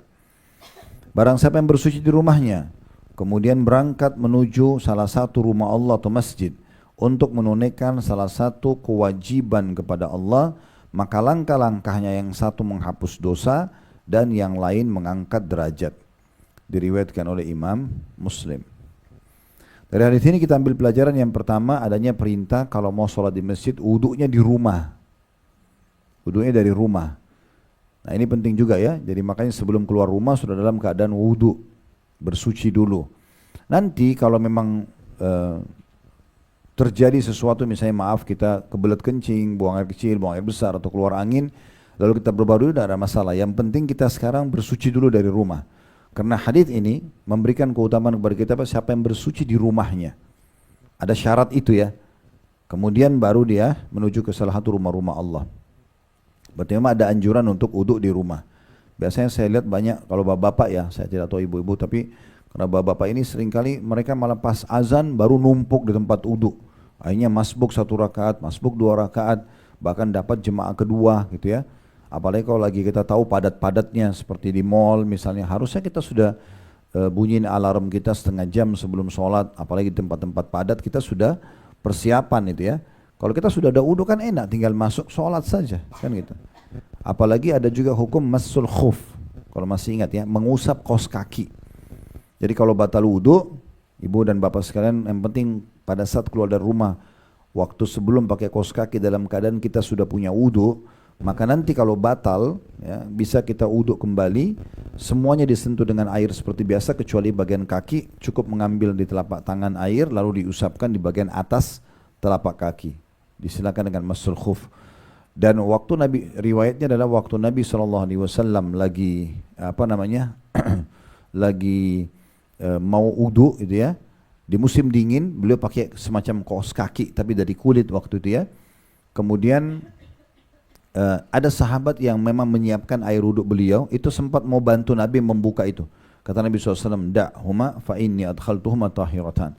Biarkan aja karena sempat waktu aku masukkan pakai pertama kaos kaki ini, ya, itu dalam kondisi suci. Artinya tinggal diusap bagian atasnya. Jadi tidak sulit itu ya. Oleh karena itu kami sarankan apalagi di tempat-tempat ramai kayak mall, jangan lagi ke musholahnya pas azan, baru mau uduk lagi. Akhirnya kehilangan awal waktu ya. Fahami baik-baik secara keimanan ya Bapak Ibu sekalian, peluang ibadah itu beda dengan dosa. Peluang ibadah itu hanya ada sekali. Misal contoh, sebentar azan asar nih, orang yang sholat awal sekali, takbiratul ihram imam dia langsung takbir juga bersama, itu akan beda pahalanya dengan orang yang datang pada saat imam sudah rukuk misalnya, walaupun dia dapat 1 rakaat, tapi beda pahalanya. Karena yang awal ini, ya itu mulai dari takbiratul ihram sudah mulai dicatat pahala oleh malaikat, dia dapat doa iftitahnya, dia dapat al-fatihahnya gitu kan, dapat surahnya, sementara orang yang ruku hanya dapat 2 ruku, apa sih gerakan ruku saja, walaupun dapat juga hitungan 1 rakaat kan gitu. Itu beda dan tidak bisa diperbaikin. Nggak bisa kita bilang imam tolong kembali ke pertama dong takbiratul ihram biar saya juga ikut dari awal. Udah tercatat selamanya di hari sampai hari kiamat, hari itu kita masbuk satu atau kita tidak dapat itu. Tidak bisa diperbaikin. Beda dengan dosa ya. Orang berbuat dosa 10 tahun dia tobat nasuha bersih semuanya. Tapi amal soleh nggak bisa, dan ini antara yang membedakan derajat kita di surga. Oleh karena itu seorang muslim dan muslim harus peka dengan ini. Nah di antaranya bab sholat tadi. Ingat selalu pesan itu ya. Pokoknya Bapak Ibu lagi jalan di mana, setengah jam sebelum azan sudah harus siap-siap. Ya wuduknya, ya sudah standby di tempat sholat. Memang harus peduli benar ini, harus jadi program. Lebih penting sholat daripada makan, daripada meeting, daripada jalan, daripada segala macam. Dan jangan telat, karena sekali telat nggak bisa diperbaikin. Ya, akan tercatat orang ini pada sholat itu masbuk 1 rakaat, clear, selesai, nggak bisa diperbaikin. Dan beda pahala kita dengan orang yang sholat pada waktu itu tepat waktu, kan gitu. Nah, ini harus hati-hati sekali. Baik, ini yang dimaksud dan faedah yang bisa diambil dari hadits nomor 1060.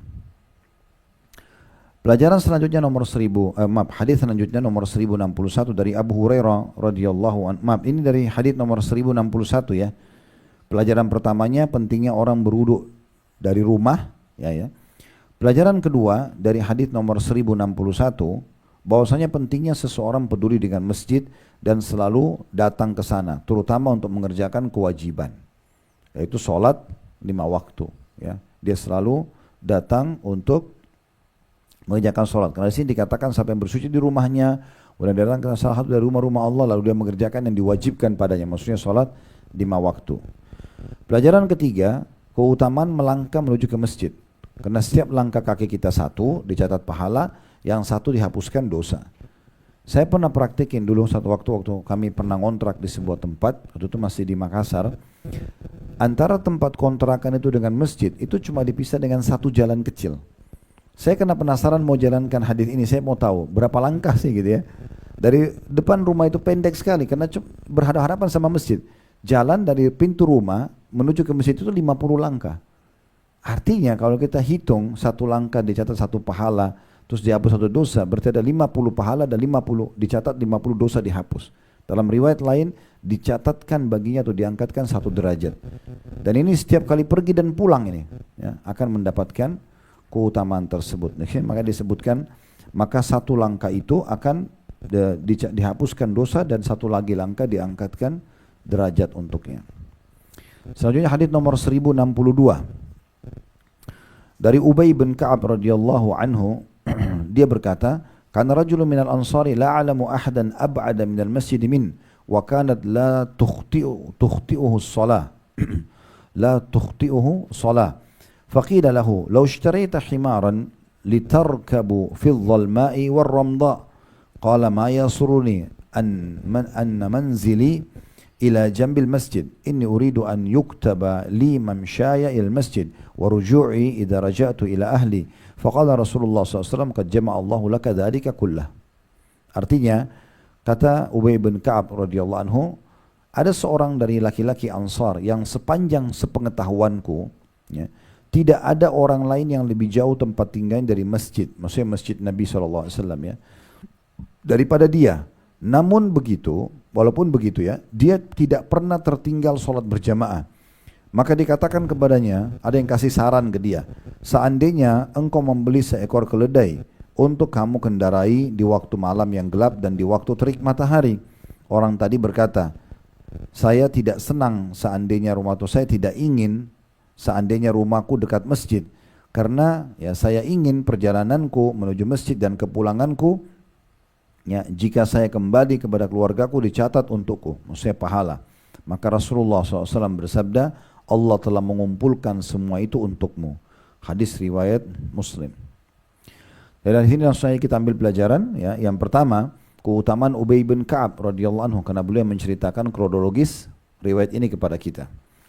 Yang kedua, yang bisa kita ambil pelajaran di sini, bahwasanya pentingnya seseorang peduli agar tepat waktunya dalam sholat, ya. Di sini Ubay bin Ka'ab menceritakan ada seorang laki-laki Ansar.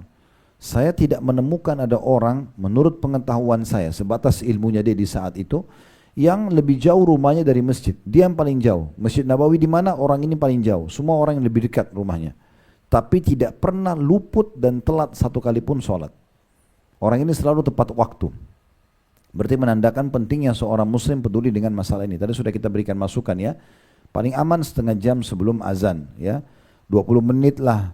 Kalau kita sudah punya wudhu, oke lah. Ya, kita bisa masuk mungkin 10 menit ya sebelum azan masih oke, gitu ya. Tapi kalau di Masjid Haram, Masjid Nabawi bisa nggak dapat tempat ini, ya, karena penuh sekali. Jadi mungkin kita lebih cepat sebelumnya. Apalagi kalau di Ramadan, ya, di akhir Ramadan, di 10 malam-malam ganjil itu luar biasa gitu ya. Orang pada berebut semuanya. Tapi di sini kita ambil pelajaran bahwasanya pentingnya juga seseorang itu selalu peduli dengan tepat waktu sholat, ya. Allah Subhanahu wa taala akan memberikan penilaian tersendiri, dan pernah ditanyakan kepada Nabi SAW, amal apa yang paling Allah cintai? Kata beliau, as-salatu ala waktiha, salat tepat waktu. Ini pelajaran yang kedua. Pelajaran ketiga yang bisa diambil dari hadis ini adalah bagaimana niat seorang muslim dan upaya dia dalam mengerjakan sebuah ketaatan itu akan mendapatkan besarnya kadar pahala sesuai dengan besarnya kadar perjuangan. Di sini sahabat ini waktu dilihat karena rumahnya sangat jauh, ada yang kasih masukan.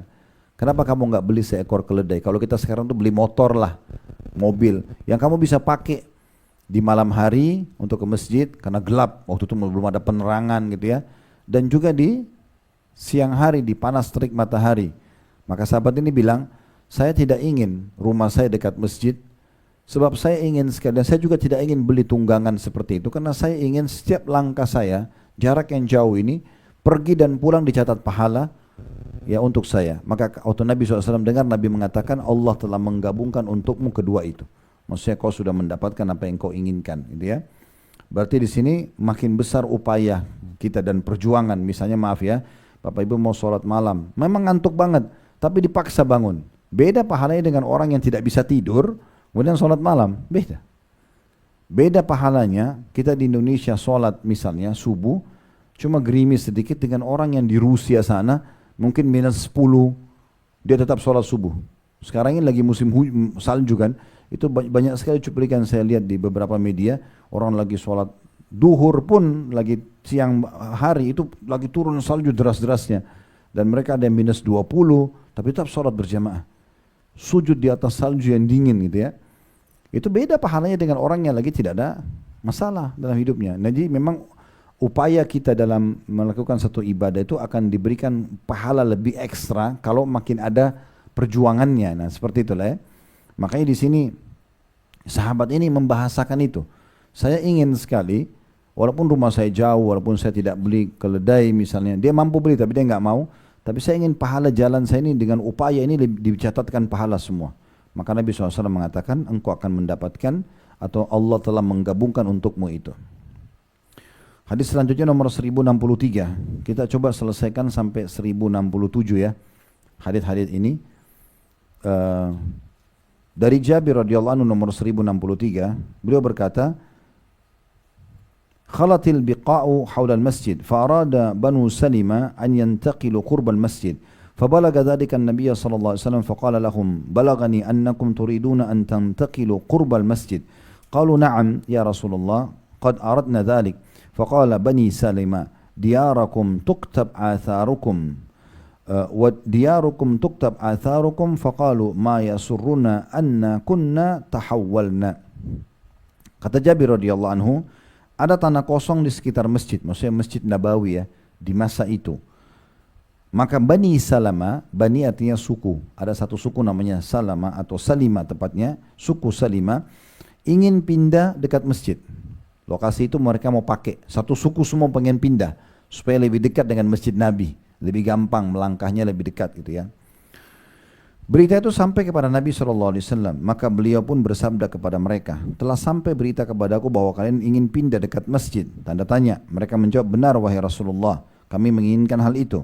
Tentunya niatnya baik ya, karena mereka ingin lebih dekat dengan masjid, lebih gampang ya. Maka Nabi SAW bersabda kepada mereka, wahai Bani Salimah, maksudnya wahai suku Salimah, tetaplah di perkampungan kalian itu, karena langkah-langkah kakek kalian ditulis untuk kalian. Tetaplah di perkampungan kalian itu, dua kali Nabi ulangi, karena langkah-langkah kalian akan ditulis untuk kalian. Maka mereka serentak semua berkata, kami tidak senang atau tidak ingin kalau seandainya kami berpindah. Diriwayatkan oleh Muslim dan juga Bukhari meriwayatkan maknanya atau semakna dengan ini dari riwayat Anas radhiyallahu anhu. Dari riwayat ini kita ambil pelajaran yang pertama, kedudukan Jabir radhiyallahu anhu karena beliau menyampaikan kepada kita tentang hadis ini. Yang kedua, pentingnya seseorang muslim peduli dengan ibadah-ibadah yang dia lakukan dan tidak boleh luput dari dia. Di sini suku Salimah kita lihat mereka mau pindah dekat masjid, kenapa? Karena peduli dengan ibadahnya. Mereka mau supaya lebih terjaga, lebih dekat, ya, lebih on time gitu ya. Tapi kebetulan ini sebuah poin tersendiri. Kayak misalnya kita peduli dengan zikir pagi petang kita supaya nggak luput, hizib Al-Quran atau sebagian ayat yang kita sudah jadwalin setiap hari, sedekah yang rutin setiap hari, dan seterusnya. Itu harus terjadwal supaya kita tidak luput dari perbuatan-perbuatan tersebut. Usahakan satu hari itu kita punya jadwal untuk introspeksi diri di malam hari. Apa nih ibadah saya yang luput tadi? Oh tadi saya duhur telat sholat. Nah besok jangan ulangin. Itu penting sekali ya. Mau introspeksi diri itu penting sekali. Oh kemarin zikir sore saya luput. Nah ini. Jadi makanya kita harus jaga baik-baik ya. Peduli dengan itu. Habis sholat sebelum ngomong zikir dulu. Zikir, jangan kehilangan masalah itu. Tinggalkan dulu handphone, selesaikan zikir kalau kemudian aktivitas lainnya. Karena biasanya syaitan bisikin kita seakan-akan udah gampang nanti aja zikirnya. Ternyata kita setelah berdiri udah lewat itu ya. Ya seperti itulah. Dan Nabi SAW ingatkan, ya sesungguhnya salah satu yang Nabi perintahkan untuk baca kalau mau tidur itu adalah baca Subhanallah 33, Alhamdulillah 33, Allah Akbar 33 gitu kan. Dan kata Nabi SAW, banyak orang yang luput dari pahala-pahala ini. Kenapa? Karena syaitan membuatnya tidur dan lupa gitu ya. Dibuat lupa, jadi dibisikin segala macam godaan supaya kita menunda amal tersebut. Jangan ditunda. Habis sholat, zikir dulu, selesaikan. Ya. Dan kita pun kalau ada di sebelah seseorang, tidak usah ngomong sama orang tersebut. Kita berzikir, jangan juga ganggu orang lain. Selesai semuanya baru kita aktivitas. Ya. Jangan begitu salam sudah pegang handphone, sibuk langsung membaca WA dan segala macam. Tidak, coba dulu yang lain. Karena itu ada waktunya kan, zikir itu tidak lama. Dan subhanallah, saya pernah mengadakan eksperimen ya. Coba duduk habis sholat zikir, dengan setelah habis sholat berdiri terus aktivitas. Dengan niat dua-duanya mau dijalankan. Beda sekali. Kalau kita duduk habis sholat itu kayak waktu berkah benar gitu ya. Dalam hitungan berapa menit, 2-3 menit sudah selesai semuanya. Tapi kalau kita jalan, kalau tadi subhanallah alhamdulillah tidak selesai-selesai gitu ya. Jadi kayak kehilangan momen untuk itu gitu ya. Oleh karena itu jangan disia-siakan teman-teman sekalian. Nah ini pelajaran yang juga bisa kita ambil yang kedua. Pelajaran yang ketiga, pentingnya seseorang memberikan masukan kepada muslim, seorang muslim, agar mereka menjaga ya amal-amal mereka, mana yang lebih baik dari yang sudah mereka kerjakan. Di sini Nabi SAW kasih masukan Bani Salamah. Sebenarnya niat mereka baik, tapi karena ingin pindah di tanah kosong di dekat Masjid Nabawi dan satu suku semua mau pindah. Tapi Nabi SAW menjawab itu sambil mengatakan, tetap di tempat tinggal kalian. Selama kalian masih mau jaga sholat ke masjid, langkah-langkah kalian akan menjadi saksi buat kalian, dicatatkan pahala buat kalian. Maka ini berarti kan kita memberikan masukan yang lebih baik bagi seorang muslim, ya. Itu satu hal yang baik, karena kalau kita berikan dukungan terhadap amal yang dia kerjakan, lalu kemudian dia tetap kerjakan, kita akan panen pahala dari orang tersebut. Saya ingat dulu ada seorang ustadz ketemu sama saya gitu ya. Waktu itu saya kebetulan ada kajian di Al-Azhar Kalimalang waktu itu, sempat ada kajian di sana. Ini jauh sebelum pandemi dan mungkin waktu awal-awal kami ke Jakarta. Saya biasanya jalan ke sana itu satu rute aja. Kebetulan ketemu saya dan dia tinggal dekat sana, lalu dia bilang sama saya, Ustaz kalau ke sana lewat mana? Saya bilang lewat sini. Dia bilang jalan lebih cepat, lewat sini, dia mesti ditunjukin sama dia. Setelah saya coba ternyata betul gitu ya. Menghindari macet, karena itu tuh kajiannya maghrib isya, jadi asar biasa macet banget itu.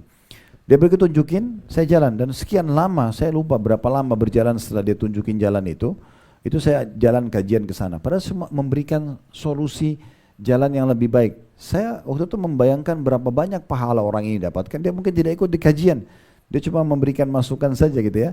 Itu sangat baik, kita memberikan petunjuk-petunjuk yang baik, itu juga bagian daripada yang bisa kita ambil dari hadis ini. Pelajaran terakhir bahwasanya semua tempat yang digunakan untuk sholat, ya, melangkah kaki, tempat untuk sujud, ya, itu semua akan menjadi pahala, dicatat pahala dan akan jadi saksi buat kita pada hari kiamat nanti.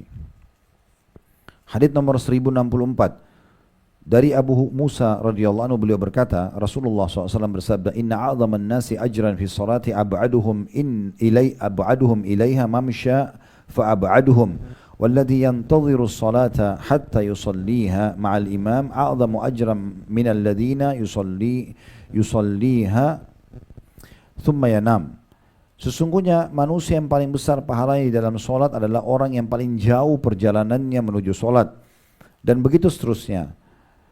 Dan juga orang yang menunggu solat hingga melakukannya bersama imam, pahalanya lebih besar daripada orang yang solat sendiri kemudian tidur. Hadis ini diriwayatkan oleh Bukhari dan Muslim. Muttafaqun alaih artinya Bukhari Muslim ya. Yang di bold itu muttafaqun alaih artinya disepakati oleh Bukhari dan Muslim. Dua-duanya tentu kalau sudah meriwayatkan hadis dianggap hadis yang sahih. Terjemahannya kata Nabi SAW di sini ya, jelas sesungguhnya manusia yang paling besar pahalanya dalam solat adalah orang yang paling jauh perjalanannya menuju solat, dan begitu seterusnya. Dan orang yang menunggu solat hingga melakukannya bersama imam, pahalanya lebih besar daripada orang yang solat sendiri kemudian tidur. Dari hadis ini kita ambil pelajaran yang pertama, pentingnya seseorang itu peduli dengan perjalanan menuju ke masjid. Dan makin jauh tempat dia melangkah, maka makin besar pahalanya. Saya tiba-tiba teringat juga sebuah athar Abu Hurairah radhiyallahu anhu, sahabat Nabi ini, kalau dia Bapak Ibu sekalian mau sholat, itu dia keluar jauh sebelum waktu sholat. Kemudian dia sengaja keliling melewatin rumah kerabat dan teman-temannya di Madinah, sambil mengingatkan, ayo sholat yuk, sebentar lagi sholat, sebentar lagi. Dia keliling, baru dia masuk ke masjid, baru dia sampai ke masjid. Tujuannya supaya langkahnya lebih banyak sekaligus dapat pahala mengajak orang lain. Itu yang salah satu yang mereka lakukan sebagai bentuk upaya meraih pahala lebih besar dalam setiap langkah menuju ke masjid. Pelajaran yang kedua yang bisa diambil adalah bahwasanya pentingnya seseorang menjaga sholat berjamaah dan tidak tergesa-gesa untuk menyelesaikan sholat. Ya, di sini dikatakan kata Nabi SAW, orang yang sholat bersama imam, dia sabar, dia tunggu sampai iqamah lalu selesai salam baru kemudian dia beraktivitas, lebih baik, lebih besar pahalanya dibandingkan orang yang buru-buru. Dia langsung sholat, kemudian dia tidur setelah itu, ya, misalnya habis subuh atau intinya habis sholat atau dia aktivitas yang lainnya, sementara dia tidak mendapatkan sholat berjamaah. Di sini berarti ada penekanan untuk peduli dengan sholat berjamaah itu. Hadis nomor 1065 selanjutnya ya, dari Buraidah radhiyallahu anhu dari Nabi SAW, beliau bersabda, Bashirul masya'ina fi dhulami ilal masajid bin nuri tami yawmal qiyamah. Berilah kabar gembira kepada orang-orang yang biasa berjalan dalam kegelapan malam menuju masjid bahwa mereka akan mendapatkan cahaya yang sempurna pada hari kiamat. Diriwayatkan oleh Abu Dawud dan juga Tirmidzi.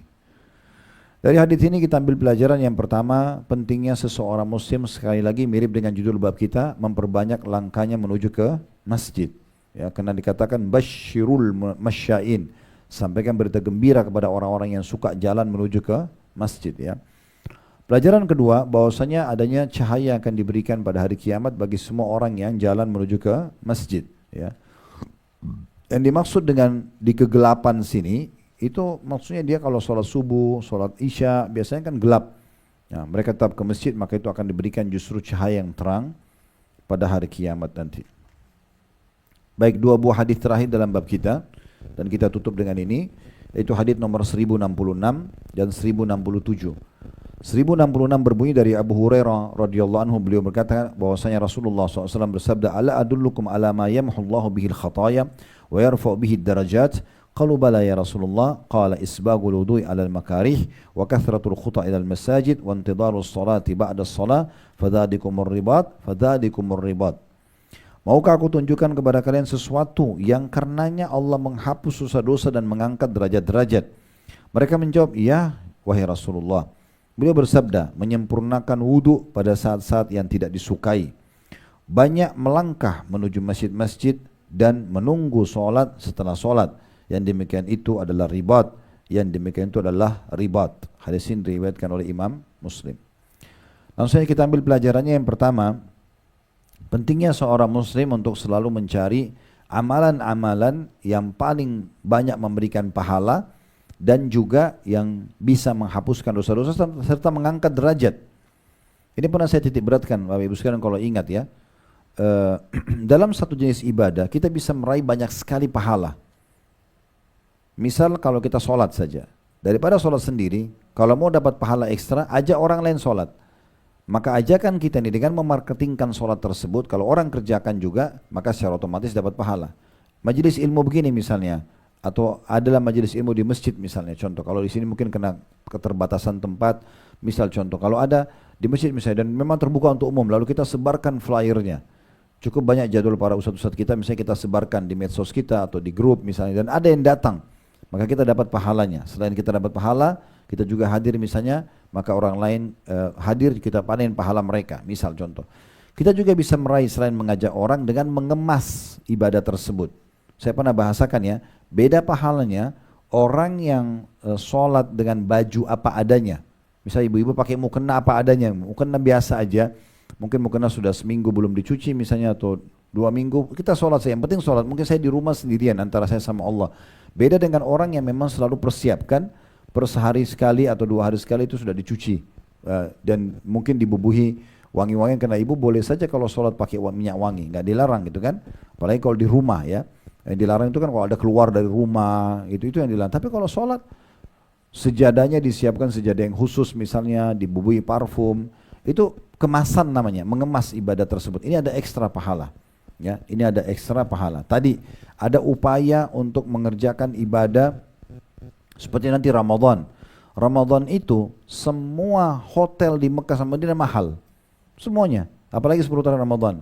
Tapi ada orang mau menunjukkan kepedulian pada ibadahnya kepada Allah, dia tidak peduli lagi, dia langsung saja masuk ke dalam hotel tersebut dan menginap demi untuk mengerjakan ibadah dan meraih pahala maksimal. Misal contoh, ini semua ada upaya ini adalah ekstra pahala di sisi Allah Subhanahu wa ta'ala. Saya juga perlu ingatkan di sini riwayat tentang perkataan Nabi SAW kepada para istri beliau waktu beliau masih hidup. Orang yang pertama menyusul saya nanti meninggal, setelah saya meninggal, adalah orang yang paling panjang tangannya di antara kalian. Kalau masih ingat riwayat itu ya. Maka kata Aisyah, kami tidak faham hadis ini, kami tidak faham ini maknanya.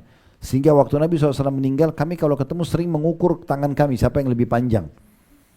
Sampai Zainab binti Jahash meninggal. Istri Nabi yang pertama meninggal adalah Zainab setelah Nabi SAW meninggal. Disitulah kami baru memahami makna hadis. Karena semua istri Nabi suka sedekah. Tapi kalau Zainab berbeda. Dia kalau mau sedekah makanan, itu dia masak sendiri, dia nggak beli yang sudah jadi. Dia kalau mau memberikan baju perang, menyumbang untuk orang yang sedang berjihad, dia nggak beli baju jadi di pasar, tapi dia jahit sendiri. Nah ini kan berarti ada upaya. Nah upaya ini memberikan ekstra pahala. Nah seperti itu memahaminya. Ini yang bisa kita ambil pelajaran pertama dari hadis ya.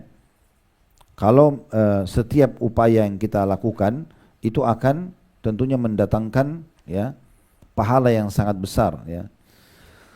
Di sini diambil dari potong hadis kata Nabi SAW, maukah aku tunjukkan pada kalian yang paling cepat menghapuskan dosa, mengangkat derajat. Berarti kan ada motivasi dari Nabi, ayo pikirin supaya bagaimana kamu mendapatkan pahala ekstra ya dari ibadah kamu, dan apapun yang bisa membawa pada pembersihan dosa. Kita berlumba-lumba dalam masalah itu, peninggian derajat ya. Yang masih punya orang tua maksimalkan berbakti, yang masih kalaupun sudah meninggal bisa kita bersedekah buat mereka atau apa saja. Yang masih punya kemampuan kerjakan apa saja dari kebaikan dan bisa sebar luaskan, maka lakukan supaya mendapatkan ekstra pahala. Pelajaran kedua dari hadis adalah pentingnya seseorang selalu menjaga wudu, terutama di waktu-waktu yang dibenci. Disebutkan gitu, waktu dibenci. Waktu dibenci ini bisa saja di musim dingin misalnya ya. Atau misal maaf ibu dan bapak keluar rumah udah wudu terus tiba-tiba batal. Udah deh nanti aja saya wudu. Kan untuk wudu lagi itu kan mungkin butuh upaya ya. Waktu yang tidak disenangi. Udah nanti aja deh kalau mau sholat misalnya. Nah kalau kita lakukan justru di waktu-waktu itu, seperti juga wudu sebelum tidur. Orang biasa malas kan. Tapi ternyata wudu sebelum itu besar manfaatnya dan pahalanya besar. Maka dia lakukan. Nah, ini namanya wudu dalam kondisi yang dibenci. Nah ini yang paling cepat membersihkan dosa dan juga mengangkat derajat. Dan harusnya berarti tidak luput dari kita. Jadi setiap batal wudu, wudu lagi. Batal wudu, wudu lagi. Walaupun tidak mau sholat itu ya. Nah ini masuk dalam isbagul wudu tadi. Pelajaran ketiga dari hadis, pentingnya seseorang menjaga setiap langkah menuju ke masjid. Karena banyaknya langkah menuju ke masjid termasuk cara yang paling cepat membersihkan dosa dan mengangkat derajat di surga. Pelajaran keempat, pentingnya seseorang juga mengikat diri antara sholat dengan sholat yang selanjutnya. Kalau ibu misalnya di rumah, antara maghrib isya lagi tidak ada aktivitas, saya udah duduk aja di sejadahnya, ya, sambil baca Quran, sambil berzikir misalnya ya. Ya, dia tunggu sampai isya, itu mengikat diri antara sholat dengan sholat. Atau lagi ke masjid, nah biasanya kan diadakan pengajian tuh maghrib isya, karena itu waktu yang pendek, mudah gitu ya. Orang pergi sholat maghrib di masjid sekalian ikut pengajian sudah sampai isya. Nah ini kalau mengikat diri antara sholat dengan sholat dianggap ribat. Dan sudah pernah kita jelaskan itu ya. Makna ribat artinya mengikat diri di jalan Allah subhanahu wa ta'ala. Biasanya diistilahkan untuk orang yang jihad. Orang jihad itu seperti misalnya orang lagi berjaga-jaga antara perbatasan muslim sama kafir. Ini pasukan muslim, pasukan kafir. Berhadapan tuh ya. Nah orang kalau berjaga-jaga di situ kata Nabi SAW, ribatu yauman fisabilillah khairu minad dunya wa ma fiha. Berjaga-jaga satu hari di jalan Allah itu lebih baik daripada dunia dan seluruh isinya. Maka kita bisa dapat pahala ini dengan cara menunggu antara solat dengan solat selanjutnya. Riwayat terakhir yang kita belajar dalam bab kita ini yaitu nomor 1067 dari Abu Sa'id Al-Khudri radhiyallahu anhu dari Nabi SAW. Beliau bersabda, "Idza ra'aitumur rajula ya'tadul masajida fashhadu lahu bil iman." Qala Allah azza wa jalla, "Innama ya'muru masajidallahi man amana billahi wal yawmil akhir." Apabila kalian melihat seseorang biasa mendatangi masjid, maka saksikanlah bahwa dia beriman. Allah subhanahu wa ta'ala berfirman, sesungguhnya yang memakmurkan masjid-masjid Allah hanyalah orang-orang yang beriman kepada Allah dan hari akhir. Diriwayatkan oleh Tirmidzi dan dia mengatakan hadis ini adalah hadis yang hasan. Riwayat ini ya memberikan pelajaran kepada kita. Yang pertama, pentingnya seseorang peduli dengan masjid. Dan semua orang yang peduli dengan masjid, apakah pembangunannya, apakah perawatannya, apakah aktivitas masjid tersebut, misalnya sholat, majelis ilmu, semua itu, maka sudah cukup menjadi tolok ukur orang itu orang baik. Berarti di sini berarti kepedulian dengan masjid berarti menunjukkan ada penilaian khusus ya, bahwasanya orang ini baik ya. Makanya sering kami bahasakan kalau seorang muslim mau mencari calon suami, maka calon suami itu di masjid ya. Tolak ukur kalau orang itu selalu di masjid, azan sudah di saf pertama, selalu menjaga sholatnya, itu sudah cukup menjadi tolak ukur poin terbesar dalam menilai orang ini baik atau tidak. Karena itu Nabi SAW sendiri yang bilang, kalau ada orang yang kalian temukan peduli dengan masjid, selalu kalau azan ke masjid dia sibuk dengan masjid, hatinya terpaut dengan masjid, sibuk dengan ta'lim di masjid, maka orang ini kata Nabi SAW saksikan kebenaran imannya. Karena Allah sendiri berfirman dalam Al-Quran, sesungguhnya yang memakmurkan masjid-masjid Allah adalah orang-orang yang beriman kepada Allah dan hari akhir. Berarti ini pelajaran pertama yang penting. Penilaian terhadap pentingnya seseorang terikat hatinya dengan masjid, dan penilaian kebaikan terhadap orang-orang yang mengikat dirinya dengan masjid. Jadi bukan pasangan hidup yang baik itu ketemu di diskotik, ketemu di karaoke, ketemu itu bukan, keliru itu, ya. Tapi tempat mereka adalah masjid, ya, majelis ta'lim dan seterusnya. Pelajaran terakhir dari hadis bahwasanya Allah Subhanahu wa taala menilai iman seseorang beriman kepada hari akhir justru dengan menjaga solatnya, dengan menjaga solat. Di sini masjid maksudnya menjaga solat, tapi tentu ikut bersamanya adalah semua aktivitas di masjid tersebut. Urwa bin Zubair rahimahullah berkata, seorang ulama tabi'in, ayahnya Zubair bin Awam, sahabat Nabi yang mulia. Dia mengatakan, kalau kau melihat sebuah amal soleh dari seseorang, maka bersangka baiklah pada orang tersebut. Kayak dia jaga solat on time, dia tutup auratnya, sangka baiklah. Karena amal soleh itu punya saudara-saudara. Dan kalau kau temukan seseorang melakukan satu perbuatan dosa, maka berhati-hatilah darinya, karena pasti amal dosa itu punya saudara-saudara. Gitu kan? Orang kalau sudah sholat sangat dekat dengan majlis, di masjid misalnya, majelis ilmu, ketemu dengan komunitas orang-orang soleh dan soleha, itu pasti satu paket itu ya. Kemudian nanti mereka akan ngobrol tentang masalah agama dan seterusnya, satu paket biasanya. Kalau ada satu dua orang yang ikut pengajian ke masjid lalu kemudian gosipin orang, itu kita tidak bahas, kita bicara globalnya. Mungkin karena mereka masih lemah secara keimanan. Sebagaimana orang kalau karaoke, diskotik dekat sekali dengan minuman keras, pelacuran, perzinahan, pertengkaran, itu sudah satu paket. Makanya Urwa mengatakan, kalau kamu melihat satu kebaikan dari seseorang, amal kebaikan, nilai baik pada dia. Karena pasti ada saudara-saudaranya.